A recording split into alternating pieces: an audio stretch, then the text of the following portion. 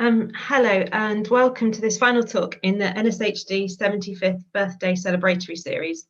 My name is Maria Popham and I'm the study manager at the National Survey of Health and Development. Just so you can put a name to a face, if you've ever called up the office, I'll probably be the one who's answered the phone, so you've probably spoken with me. So firstly, I'd like to wish all our study members a happy 75th birthday, and I hope you've been able to do something special for your birthday, even if it's just a takeout or you have something planned for the future. So we thought we'd use this series of 75th talks to showcase kind of the NSHD and all the different ways in which we've been using your data. So if you listened to the talks last week, you would have heard how we've covered recent findings. We've told a bit about what we're planning on doing in future data collections.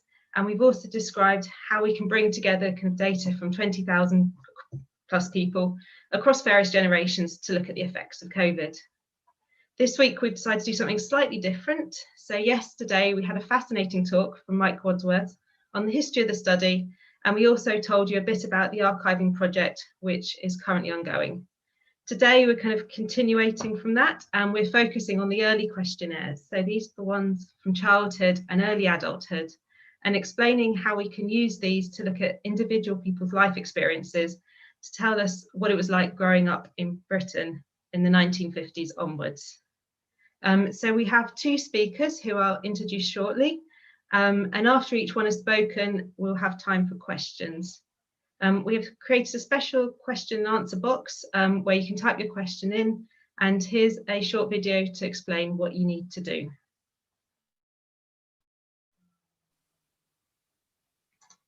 You will be able to ask questions throughout the talk session. Please type your question into the box below the video screen.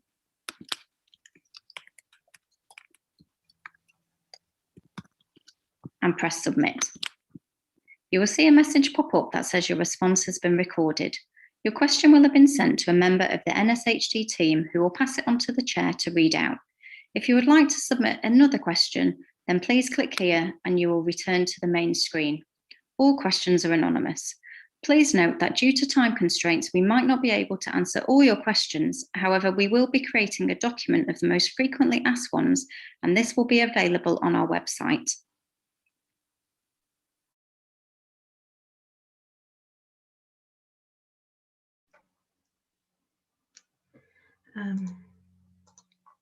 Okay, so our first speaker today is Laura Carter, who's a lecturer at British History at the University of Paris.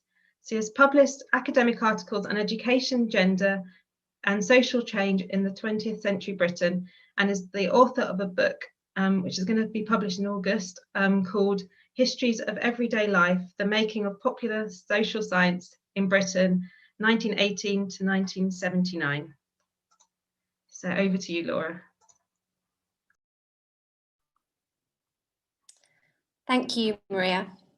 Okay, so I'm going to just share my screen now. Hopefully you can all see that. Right, so I guess the first thing to say is thank you very much to the NSHD for the invitation to speak today. My name, as Maria said, is Laura Carter, and I'm a social historian of modern Britain. My work focuses particularly on social changes in the 20th century, especially in relation to gender, class, and race. These days, again, as Maria said, I work at the University of Paris as a lecturer in British history, but for the previous 4 years, I've been part of a research team based at the University of Cambridge, and we've been working on a project called Secondary Education and Social Change in the United Kingdom since 1945. The goal of the project, which is funded by the ESRC, is to write a new social history of the experience of universal secondary education in the UK since the Second World War. Now, to do this, we've been using traditional sources such as the records of schools found in local education authority archives. But importantly, we've been really keen to find new sources that historians interested in education and social change have simply never used before. And that's where the NSHD, your survey, comes in. And indeed, we've been using 3 of the post-war British birth cohort studies. We've been using 1946, 1958, and 1970. The British birth cohort studies have really been the most important news source we've used for this historical research on education.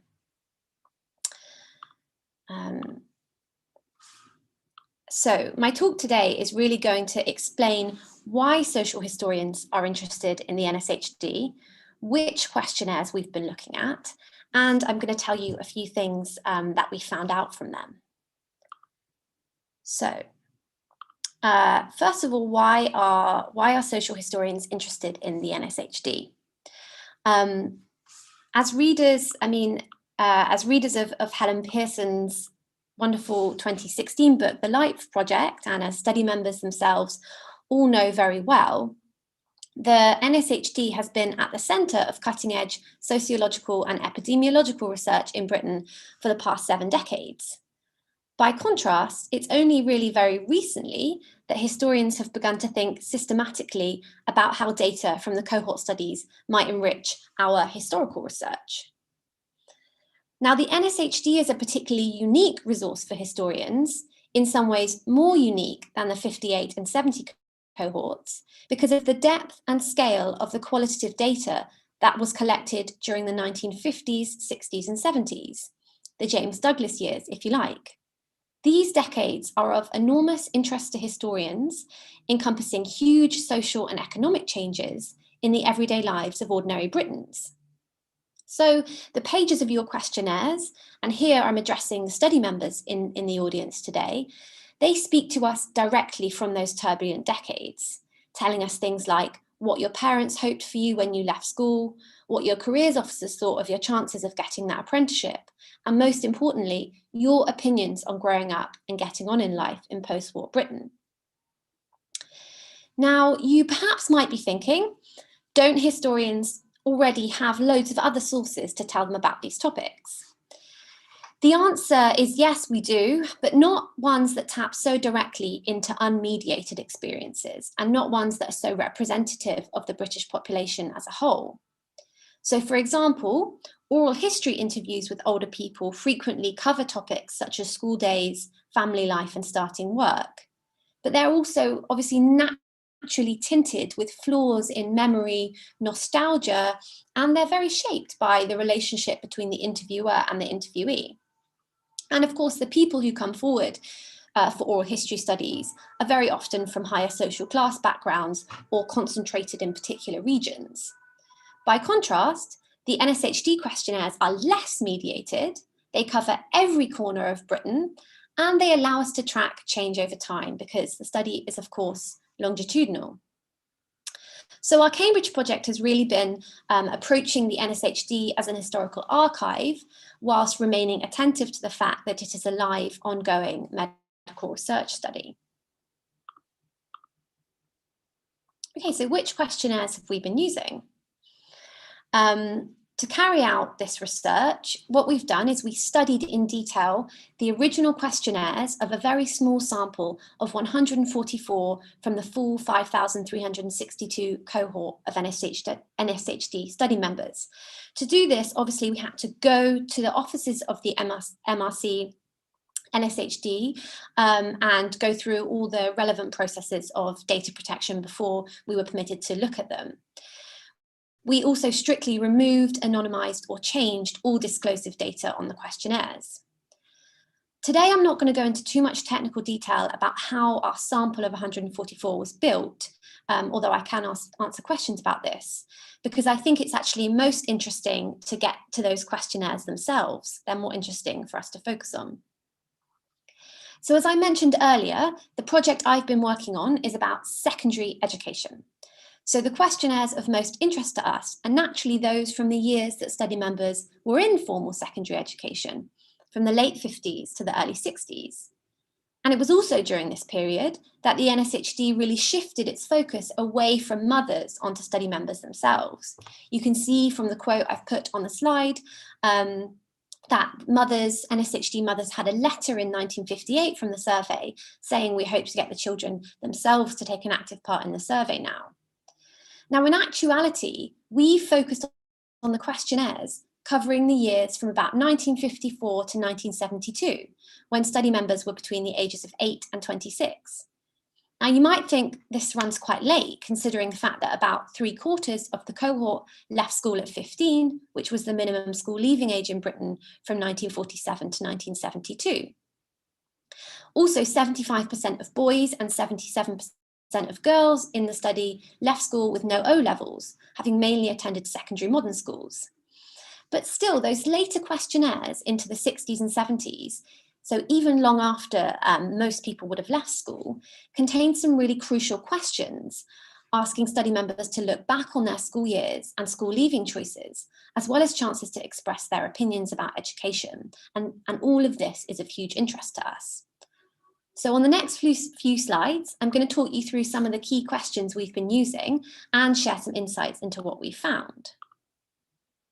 Okay, so first up, we've got the 1961 sweep carried out when study members were 15, which included 3 main parts: a questionnaire with mothers in the home, a teacher-completed postal questionnaire, but also an at-school questionnaire that teachers gave to study members to answer questions about their school leaving plans. Now, we really like this sweep because it gives us 3 parallel perspectives at that crucial moment of making decisions about leaving school or staying on. We hear from parent, teacher, and child. My colleague, the other Laura, is, I think, going to talk a bit more about how we understand this nexus of relationships in the questionnaires. Now, in their questionnaire in 1951, study members were also asked some more unusual questions, such as this one on the slide. If you had 3 wishes, what would they be? There's no code on the original questionnaire associated with this question, so there's probably no existing metadata for this variable. So this makes our transcriptions from our very small sample still quite illuminating. And on the slide here, on these word clouds, I've represented the top 5 most commonly used words in our sample's 3 wishes.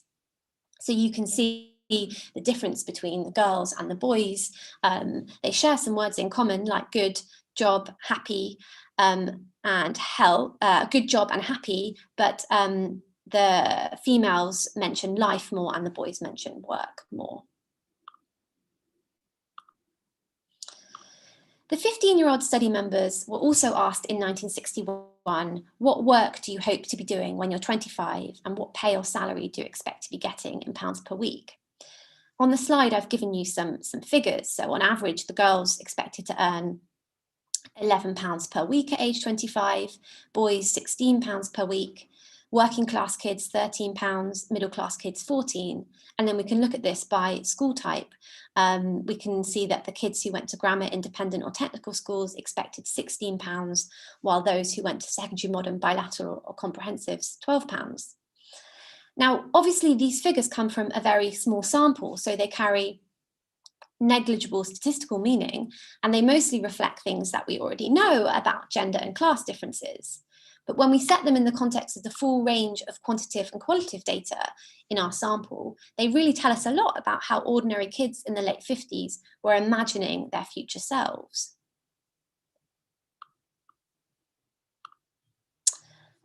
Okay, so moving on to the 1968 sweep, so 7 years later, when study members were aged 22, this was a postal questionnaire on topics including marriage, health, employment, and education. This questionnaire is really interesting to us as historians of education because it asks study members to look back on their time at secondary school with the question, if you had your time again, what age would you leave school? And I've put the full question on the slide. So this question offered some multiple choice answers, and it didn't leave loads of free text space, but it did leave enough for a few lines. And again, when we see these answers, they're often very enlightening when we connect them to what we know individuals actually did at school or when they left school. Educational regrets in these answers were very common, okay, and that's really interesting to us. But surprisingly, those regrets were rarely directly or explicitly connected to failing the 11+ or attending a secondary modern school. In fact, we see all kinds of different kids going to all kinds of different schools, expressing educational regrets in the late 60s. And we also find that it was very often the experience of work that had clarified the missed potential opportunities to people, because it gave them the opportunity to kind of see themselves alongside their peers. And again, this issue of tracing paths not taken via the questionnaires, I think, is something that Laura will follow up on in her talk to follow. The final back page of the 68 questionnaire also asked a very open question about the study being interested to hear what's happening in study members' lives. And in response to this, many study members in our sample wrote lengthy passages about their opinions on life in general, often reflecting on the relationship between work, education, and family in their everyday lives. I'll just share one short example with you today of this, of a male working class secondary modern school leaver from the West Midlands. He was able to take vocational O-levels at his school, relatively rare for a secondary mod, and he went on to an engineering apprenticeship. But he later harboured regrets about not going to university, explaining he'd felt compelled to go to work because his parents were not well off. For this male study member then, education was the only reliable route to autonomy, and he was really growing very frustrated with the lack of opportunity in Britain. In 1968, he detailed his attempts to get more education in the workplace, and he began to develop a theory about why his artistic ambitions had been funneled into engineering. And so he uses the questionnaire to explore tensions he was feeling in his kind of idea of himself between material advancement achieved through money and social advancement achieved through relationships. And that, I think, is illustrated by the quote that I've put on the slide. Now, finally, last example comes from the 1972 age 26 sweep, which was quite a special one. As those of you probably who know a lot about the NSHD already know, it had reached a bit of a fork in the road by the early 70s. It wasn't clear at this point if the study would continue beyond Douglas's retirement, but it was clear that 72 sweep was going to be the last data collection in his career. And so it was a really big one, involving extensive home visits and interviews covering a huge array of topics and really yielding some of the richest qualitative data in the whole study. So for us on our project, a really interesting question in this week was, what kinds of things would you say help people get on in the world nowadays? Although answers to this question on average were about 3 lines long, when we again combine them with that earlier and later data, they tell us what social mobility meant to ordinary people during that so-called golden age of social mobility after the Second World War. Now, for the full sample, the full 5,000 or so, for which the answers to this question are coded, over 50% of study members mentioned education, training, or travel, or what you know. But when we read our qualitative written answers, education also features really heavily. As you can see on the word cloud on the slide, it's the most mentioned thing. 88 of our sample of 144 mentioned education, training, qualifications, or school in some part of their answer. And this was completely even for men and women. So I show you this to kind of make the point that when the qualitative answers are read outside of some of the constructs of the coding, they also reveal for this question how factors such as money and luck were seen as like supplementary to, or as imposing limits on, education as the basis for getting on. So what the NSHD really tells us is that ordinary people, perhaps unlike politicians, knew that education was never a magic bullet for equalising the inequalities of social class. But education was really something people felt that they could take control of for themselves in Britain by the early 1970s. So to conclude, the insights I shared with you today are based on preliminary readings of our work on the NSHD questionnaires, and they are obviously wonderful sources for social historians. But like any primary source, they really need to be used in conjunction with lots of other sources. The wider project is not yet complete and has of course been somewhat delayed by the pandemic. But the next step is to combine our NSHD work with the equivalent samples from 1958 and 1970, as well as with material from the schools. Okay, I guess I will stop sharing now and ready to answer any questions.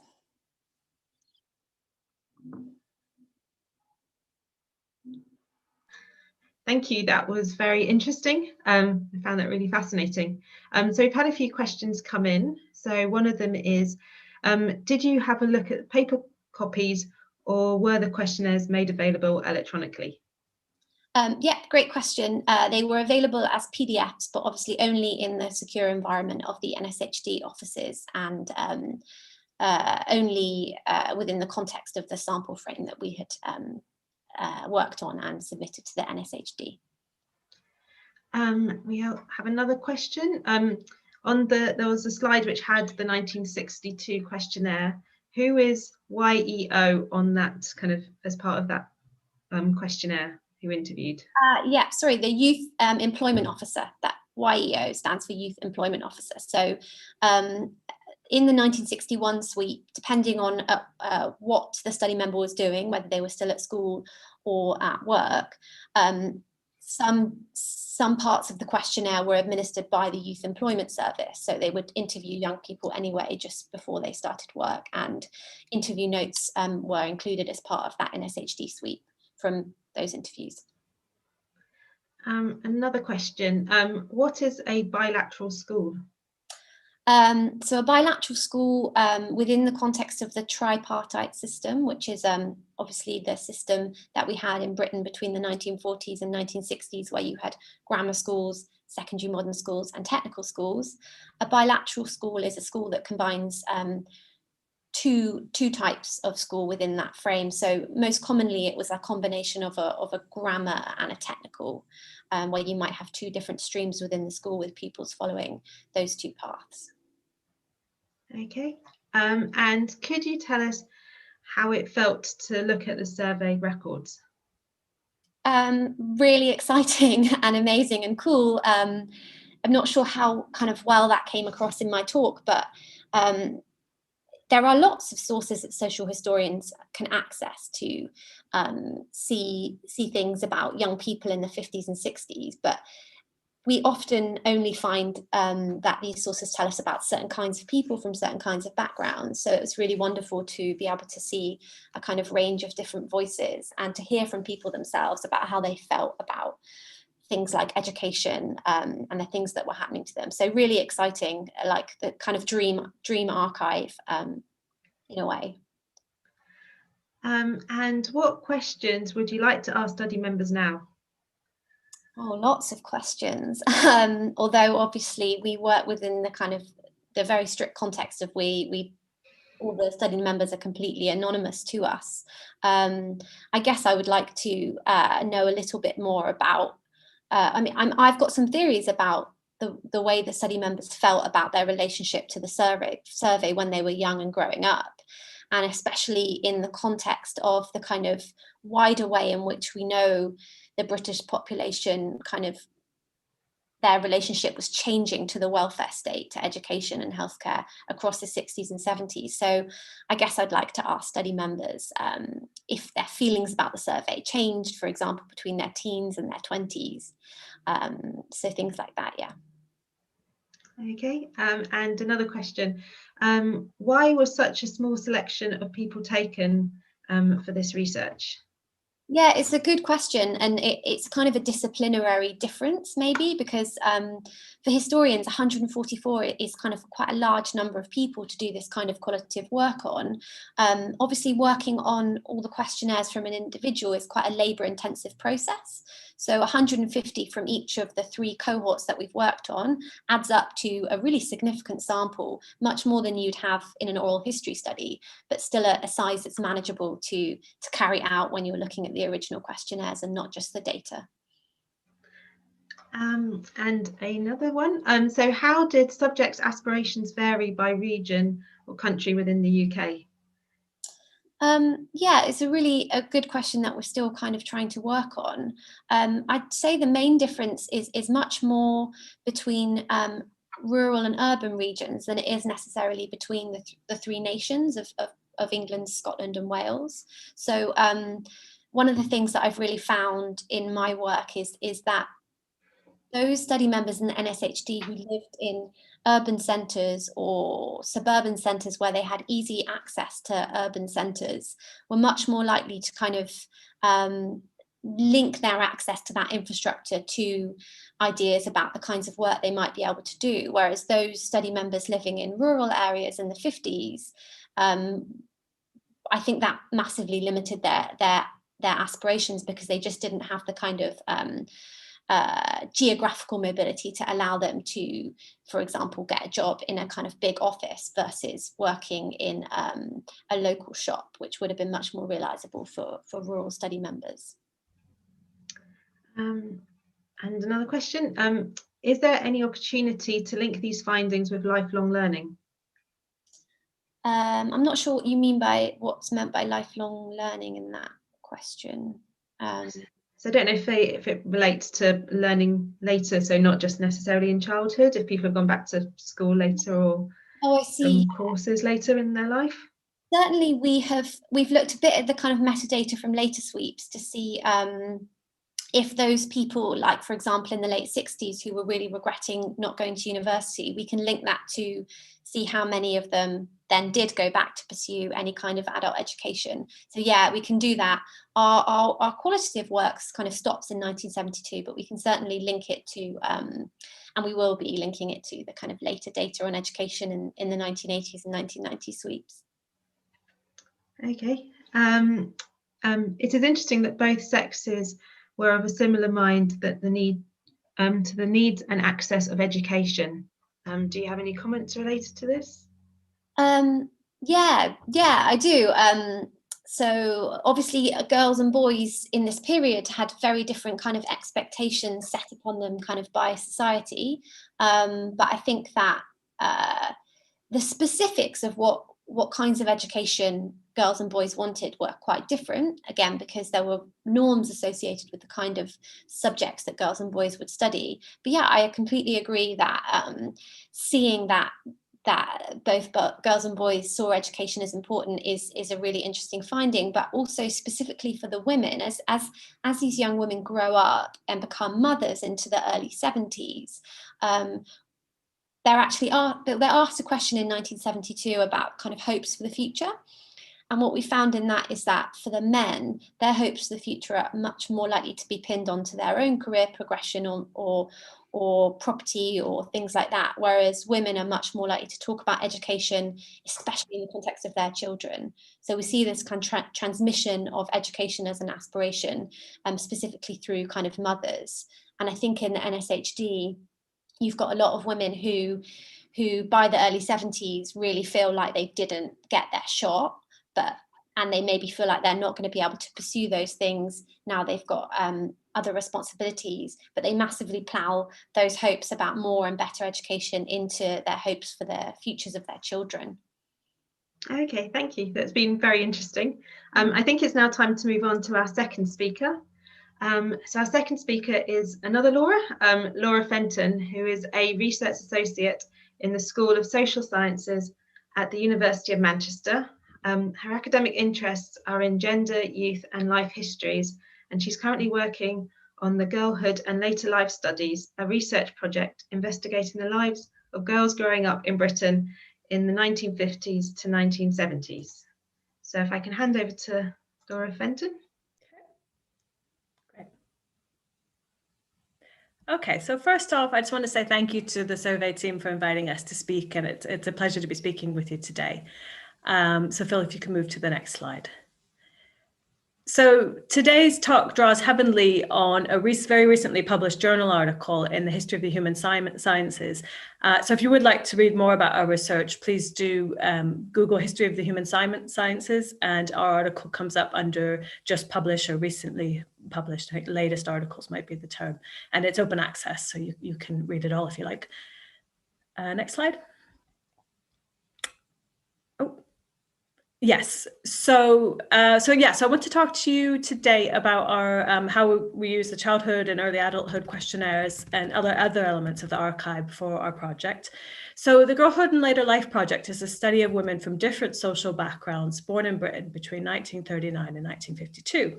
We're largely interested in the women's experiences of growing up and into adulthood from the mid-50s through to the mid-70s, and how these experiences matter in women's lives today. So women who became young adults in the 50s through mid-70s are now part of the largest ever group of over 60s in Britain. Their needs and demands have unprecedented influence on politics, public services, and commerce. They're redefining aging, making new demands on and contributions to society. Their pioneering approach to later life is partly attributed to their youth experiences and decades marked by profound social change. But until now, there's been relatively little research on this generation's youth and its meanings in later life. So the project's led by Professor Penny Tinkler at the University of Manchester, and Professor Anne McMahon at UCL, and myself, Resta Cruz Bowen. She worked as research associates on the project. So next slide, please. Okay, so here's just a link to the website, and it also includes a blog that women in the audience are very welcome to contribute to, kind of comparing yourself then and thinking about yourself now, a then and now blog. Right, so moving on to the methods of the study, which is the next slide. So so the main methods of the study included statistical analysis of young women's pathways into education, training, employment, marriage, and motherhood between the ages of 15 and 24. And we used both the NSHD and the English Longitudinal Study of Aging, which we heard a little bit about yesterday, Elsa. So the team at UCL divided the women into the NHSD and the women in ELSA into different kinds of pathways, which are shown here. And these pathways and what happens in youth can be very important in shaping the kind of adult and later life experiences that women have. So the team at Manchester, myself and Resto, interviewed 70 women from ELSA from different pathways, and we examined the lives of 30 participants in the NSHD, tracking them from birth into later life across decades marked by dramatic changes in opportunities for women and gender norms and relations. So the next slide, please. So this is Resto and I on our very first day in September 2018 at the former site of the NSHD near Russell Square. So as Laura's just been explaining, the NSHD is an excellent resource for study, historical and sociological study, for several reasons. And as Laura pointed out, the questionnaires offer an account written at the time. So unlike interviews, what is said is not retrospective, but usually about the time itself, or the recent past or the future. This is important not just because memories aren't always accurate, but because memories are complex. They're reshaped over a lifetime and life of different priorities, different ways of making sense, and different conditions under which we sort of narrate and talk about the past. And the later life perspective we gain from interviews is unlikely to be the same as what mattered to interviewees when they were younger, so their youth perspective. So through the NSHD, we get the ordinary, we get the unremarkable, the ephemeral, the details that might now be regarded, either not remembered or regarded as insignificant. And so the questionnaires give us an insight into the past as it was lived at the time. So as Laura also discussed, the NSHD is more representative than say oral history studies. It includes people who might not otherwise participate in research, and it gives us the chance to understand people whose stories are often not told. And it is, of course, longitudinal. So this makes it particularly valuable in understanding change over time in people's lives. And lastly, the NSHD and the questionnaires and the wider NSHD archive includes lots of information that hasn't conventionally been seen as data. So, for example, answers to open-ended questions, which are sort of difficult to code for statistical purposes, but they're great for us because they give us insight into people's sort of priorities and thoughts at the time they were asked, sort of moments in the sand, if you like, that historians are keen to understand and reconstruct from the points of view of the people who lived them. And we're also really quite interested in the many ways that participants and others completing the questionnaires engaged in a dialogue with the survey, whether that's in the form of handwritten notes that were part of a correspondence with Dr. Douglas, or modifying the terms of questions, such as putting an asterisk next to a question and elaborating on the answer at the bottom of the page when there wasn't enough space to do so, or crossing out the word often and writing the word sometimes to provide what felt more of an accurate answer. So to cite another example, in 2008, study members were asked how often they eat various kinds of meat, and one of our participants answered this question, "What about fish?" So, we approach these marks in the margin as part of a collective effort to create a living, breathing archive that contains many voices. So moving on to the next slide. So we studied the questionnaire. We studied the questionnaires of 30 study members to create narratives about youth and to sketch the life course for each of our participants. And here I just want to stress two things. Our qualitative approach is a new means of adding to the excellent work that's already undertaken in the survey. So we heard yesterday from Mike Wadsworth about some of the fantastic work that Dr. Douglas and others have done since. And we really see our approach as sort of adding to this, not in any way competing or conflicting with it. Secondly, our research is undertaken in ways that maintain confidentiality and anonymity as required by the survey management team, and as we would obviously do anyways. And we just like to say how impressed we were by the team and how kind of sensitively they care for these records. So our work involved reading through the original 1946 questionnaires for mothers, right through to more recent documents, with a particular interest in the places where study members themselves had the chance to respond to questions, starting with the May 1959 Children's Questionnaire. So in the time that remains, I'd like to highlight two ways that the questionnaires have contributed to our understanding of youth transitions in the post-war period and the implications of these for later life. In the present. And these concern, first of all, relationships and time. So family relationships leave their imprint on study members and who they are and who they can become. And parents and siblings are very much relational characters in the stories of members' lives. So the design of the questionnaire makes assumptions about who is important in study members' lives, and ideas about the post-war family defined by marriage and genetic connection are key. It is predicated too on giving and receiving, especially factors that contribute to health and disease risk, or comparisons. So for example, comparisons across cohort members with the parental generation. Family members, however, are not equally visible. So mothers are more prominent than fathers in the early years of the NSHD, a reflection of long-standing assumptions surrounding motherhood and children. And there are very few questions about siblings. In adulthood, the focus shifts to members' own families. So most of the materials that we have looked at reflect these assumptions and ideas, but some members write about family members in unexpected ways. So next slide, please. Okay, so in 1954, Dorothy's mother, Dorothy was a participant whose life we read about, who lived in the north of England. Her mother expressed the desire that Dorothy eventually attend a grammar school in a nearby town, and we learned that her mother herself was a teacher before marriage. A reading of the questionnaire suggests that her mother sort of pushed Dorothy, if you like, to aspire to become a teacher, even if Dorothy herself also voiced such an aspiration. So in the May 1959 questionnaire, the first that she ever answered herself, Dorothy says, "I always wanted to be a teacher."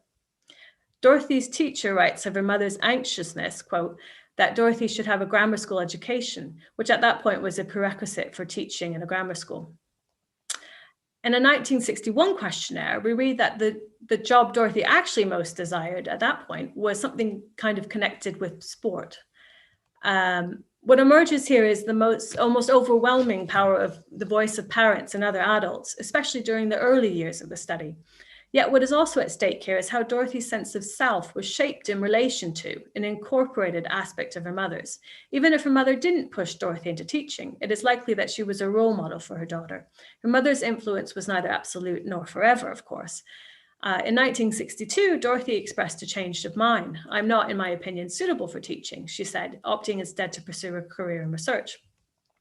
During this year, Dorothy's teacher mentioned in a separate questionnaire that she thought research and teaching were suitable careers, raising the possibility that Dorothy picked up this alternative career from school. So in reading the questionnaires, we see how parents create expectations and obligations, promoting particular life-altering choices, such as leaving school early or moving far from home. Relationships move in time, waxing and waning in their significance to people's sense of self. Relational characters may recede from view over time, and often new ones appear. So what happens to significant others can shape the course of a study member's life, such as how the death of a parent might necessitate leaving school to undertake caring work at home. The significance of relationships extends to later life. For instance, how the sudden end of a decades-long marriage leads to feelings of uncertainty and a loss of direction. Okay, moving on to the next slide. So now thinking about time and how this is visible in the archive. Causal pathways, as well as comparisons over time and across generations, are major concerns of those who draw on surveys like the NSHD. However, time is diverse and complex in nature. It's often not experienced in ways that are linear, but ways that shift backwards and forwards through acts of imagination and memory. So witnessing the passage of time is especially relevant for understanding how transitions occur. We're interested in dramatic moments, but also less spectacular changes that take place slowly and over an extended period of time. We are attuned to the post-war trend for women to have complex and disjointed careers as they weave in and out of paid work, domesticity, further education and training. We pay attention to members' ambivalence, feelings of guilt and regret, but also their ability to move on with their lives. Here, lives are not lived as if they were in straight lines. So close reading of study members' engagements with the questionnaires reveal multiple and shifting orientations in time. Some questions invite members to project into the future about, for example, their education and career aspirations, and reflect on whether their lives are turning out as they had anticipated. So the archive reveals shifting responses, hopes and ambitions, sometimes a sense of achievement, often frustration and disappointment. We also pierce together through disparate sources that suggest how life might have unfolded differently. We glean what are called shadow careers or work histories which never took place. In following the anthropologist Andrew Irving, we note that life incorporates numerous unlived possibilities, and as such simultaneously encompasses many potential presents and futures. The alternatives are not simply sidelines, as they can really shape people's sort of sense of self. So you sort of live with your shadow self, throughout your life, and it's part of who you are. Okay, moving on to the next slide. So born in a Scottish city, Enid grew up in a tenement flat. She was often unwell as a child and missed a considerable amount of school. At 15, she left school. Sorry, I just lost my spot. At 15, she left school and worked in a string of retail jobs. In 1968, she reflected on her quick succession of jobs and said if she had her time again, she would study art. I couldn't wait to leave school at the time because I wanted to earn money to buy clothes. But looking back now, I would have liked to have studied art and maybe become a designer or an artist. But not being wealthy, I think it would have been a struggle. I think to be someone or something is more essential. So we bear witness here to Enid's moments of reflection, which conjure an image of someone who regrets the course her working life has taken, but who knows that her family's economic situation means that the version of herself, the artist, that she could just about glimpse would have been difficult to realize. And others have more positive stories, with their education and careers taking unexpected but often welcomed twists and turns. So the understanding of time in the archive are only evident because of the privileged vantage points of researchers who can trace responses about a person over time and see them from the perspective of different observers at a particular point of time. And this gives us particular vistas that can sort of give us a lot of insight. So really moving on to the next slide. So just to conclude, I just want to say actually thank you because you've contributed to the generation of a lot of knowledge and much better understanding of youth during this time. And one final thing is we'd also really like to wish you a happy birthday. Okay, and final slide. Question, yeah. So thank you, Laura, for that fascinating talk. I thought it was really interesting. And we've got some questions coming in. So one of the questions, so when you look at the questionnaires, does this show up how many people, do you find that there's many dyslexic people in the group, and how have they got on in later life? Not in our sample that I can think of at the top of my head, but you do get teachers and head teachers commenting on academic performance, and it is possible that there was undiagnosed dyslexia amongst a few participants, yeah. And we've certainly had that with the ULSA sample, just the feeling that they were misunderstood, particularly by their secondary moderns, and that if they'd had the support, their education could have gone differently. But it's not something that I believe was there is questions about special learning. I believe, Maria, there are some surveys specific around people with special learning requirements, but but we didn't have those in our sample, so I can't comment on that. So I would say it's hidden, but it's there if you know what you're looking for. Okay. Did you look at any study members who only had one parent, and are there many study members in this situation? Does this make any difference? Yes, I certainly looked at the record of someone who had lost a parent, and yes, I can say it definitely made a difference. So depending on who the parent was, but in either case, really, if the father passed away, often you had the loss of income, and so you had people leaving education early to help to go into work at 15, where they might not otherwise. It's not always clear if they otherwise would have done that. You also have, in working class families, you also have young women leaving school earlier than they might have otherwise done so to look after siblings. And you also just have trajectories change. So I know one participant went away to boarding school after her mother passed because her father, worked full time and didn't feel he could look after her at home. So yes, it definitely, I haven't got a kind of systematic answer to that, but certainly in the cases I've observed where that's happened, it definitely changes people's lives. So is there a book or paper on the shadow or unlived lives?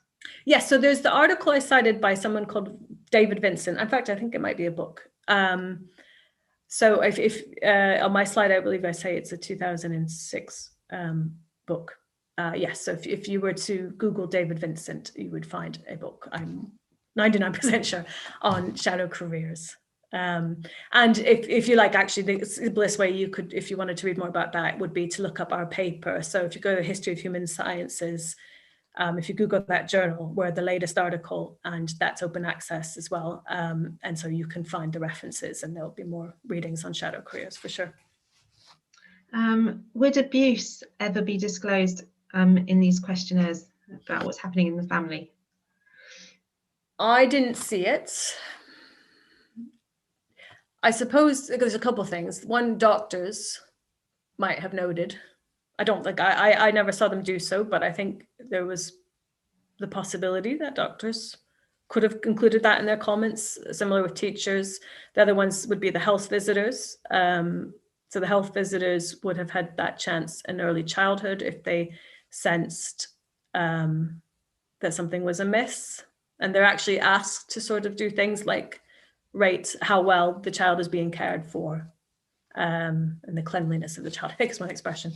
So those are the sort of most obvious places where it could have come up. Now, whether or not it did, I'm not sure, because I think people probably in some cases felt restricted about the quality of the judgments they could make during that 1 hour interview or in this forum.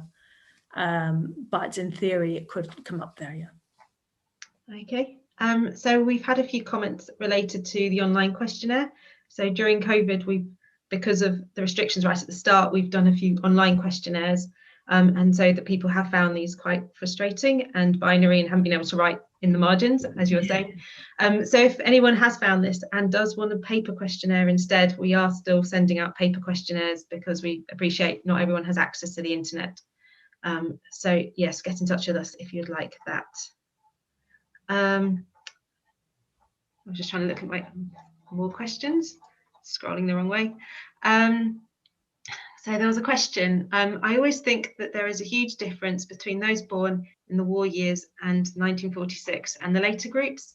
Does this show up in your findings? Yeah, so obviously not in the NSHD because it's all one time, but in the ELSA findings, yes, you notice significant changes, significant differences between I say significant in a qualitative sense, so me observing, not sort of statistically significant, differences between people born in the early 1940s and in the early 1950s, say. And it's very obvious, say, with things like tastes in music and fashion, but also just, I found that the women born in the early 1950s tended to have more of a sense of, in the late 1940s, of not necessarily always immediately expecting marriage and motherhood the way that women born 10 years earlier often did. So yes, I think in sort of lots of respects, there are differences between people born at different points in time. Okay, so we've had another question, which is more of a comment, that over the last few days of the last few talks, we've made references to a number of websites, books, and all this kind of information. Can these be combined and circulated? So I'm sure anything that people have said today, we can happily put on our website. And we're also talking with Kurt, who's our archivist, and trying to work out some kind of interesting papers and documents that we can also stick up on our website. And if anyone can't access that for any reason, just get in touch and we might be able to share those through other forms. So I think I had a couple of questions for Laura Carter, just as clarification. So Laura Carter, how were people chosen? A certain number from different social groups, education, different parts of the UK? Yeah, sure. So our sample, as I mentioned, was 144. The first thing that we did was to make sure that everyone in our sample had written answers to the qualitative free text questions, because obviously that's what we were interested in. But then the sample was 60% England, 20% Wales, 20% Scotland. We then sampled by class and gender, so weighting towards the working class, because there are more working class participants than middle class participants. So within each of those national groups, then we weighted by class and gender. And then again, we filtered by various different subgroups that we were interested in. And they were upwardly mobile males and females, downwardly mobile males and females, those with a higher education degree, and those who left school early. So that's the kind of overall sample frame that we used. And then we ended up with, most of the time, once you get down to that level and you've been through all those steps, not that many to choose from, and any choices were then made randomly. Okay, and in one of the talks, there was 75% left school without O levels. That sounds quite amazing. And was that correct? I'm on mute. Yeah, exactly. I'm just trying to, it's I think 77% of the girls and 75% of the boys. But yes, that's absolutely correct. Obviously, the large majority of people born in 1946 went to secondary modern schools. It wasn't until the early 1960s that secondary modern schools started systematically offering exams. So it does seem a very large number. It's not to say that those individuals didn't leave school with other kinds of qualifications that were available, like RSA qualifications, for example, but O-levels are really offered by grammar schools, and only about a quarter of the people in NSHD went to grammar schools. Okay, just having a look through the questions. So we had a question earlier about cognitive tests, and we used to have these on our website. We had sample questions, which I can't remember which year it was, but from when study members were children, there was asked a load of cognitive quests. Those have been taken down because it used Java, and Java's no longer working and available. So we are looking at ways that we can bring these back and having them on our website somehow. So we will be updating it. Let's see what other questions we have. How did subjects' aspirations vary? Oh, I've asked that already, I think. For both Lauras, thank you for the interesting talks. You've been studying the histories of the NSHD study members, but what can the past teach us about changes that we should be making for future policy? Laura Fenton, do you want to go first?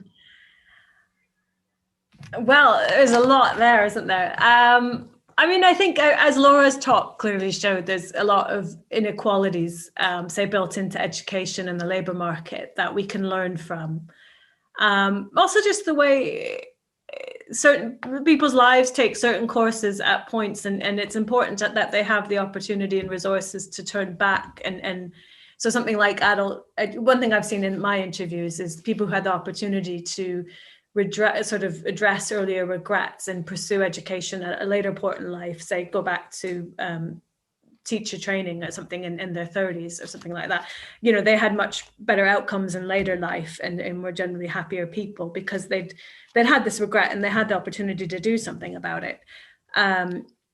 I think, yeah, so a kind, caring, and this is also partly my opinion, a kind, caring state that supports people is one thing to sort of address these inequalities in youth experiences. Certainly one thing that I've seen. And I'll think more while Laura Carter answers as well, if that's all right. I guess I would just reinforce the point I ended on, which is the NSHD shows us that people knew that education wasn't going to, fix all problems to do with class inequality or social mobility. And also the NSHD shows us how crucial the labour market was to different social groups for social mobility. So I guess I would just, I'm not one for making policy predictions, but I would say that kind of understanding that dynamic relationship between the education system and the labour market is crucial. And just to give a plug to a book, which perhaps we can add to the list of resources by my colleague, who's the PI of our project, Peter Mandler. He's published a book last year called The Crisis of the Meritocracy, which looks exactly at this question of post-war education and the ways in which politicians and ordinary people and parents and communities have different ideas about the post-war education system. So I think there's a lot more in that book than I can say. Laura Fenton, did you want to come back in, or should we go for another question? We can go for another question, but I just want to say someone asked earlier about the idea of shadow careers and where they could learn more about that.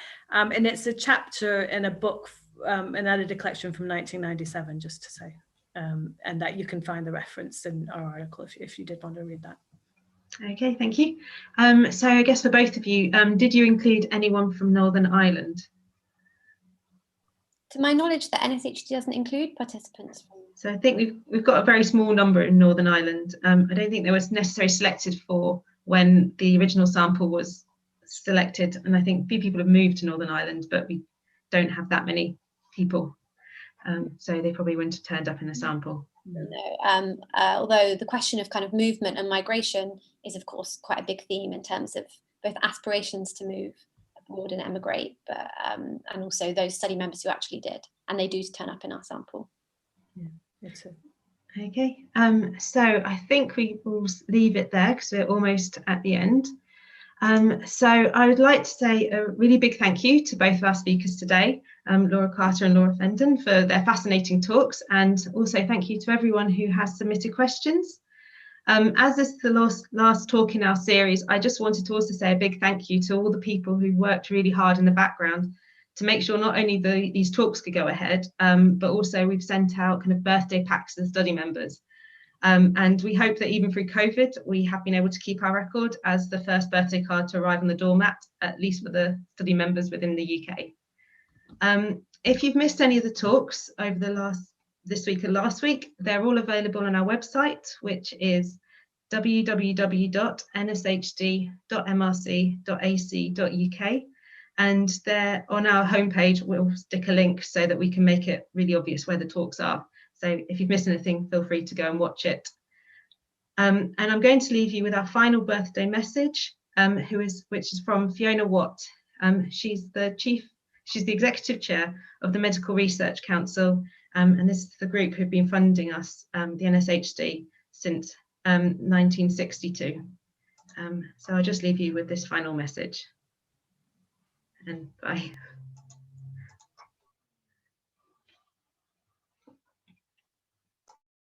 Hello, as Executive Chair of the Medical Research Council, I'm responsible for overseeing many different areas of medical research, but there is nothing like the National Survey of Health and Development.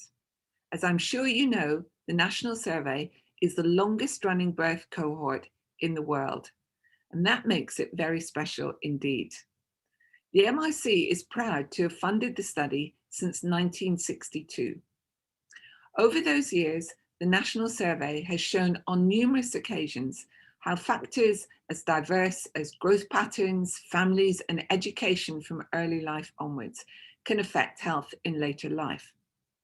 Knowledge gained from all those years of research has improved the health and lives of so many people already, and will no doubt help us to prevent some of the commonest diseases in the future, such as stroke, dementia, and heart disease. Medical research is constantly evolving. Methods and technologies are always improving.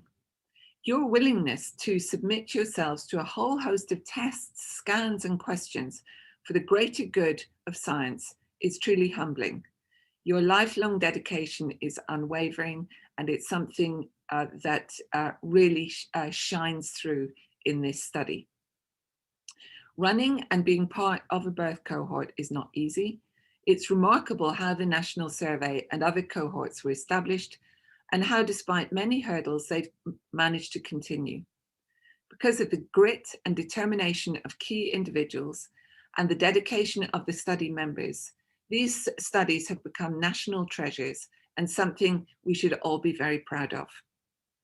The National Survey has shaped medical science for many years, and I'm sure that it will continue to do so for many years to come.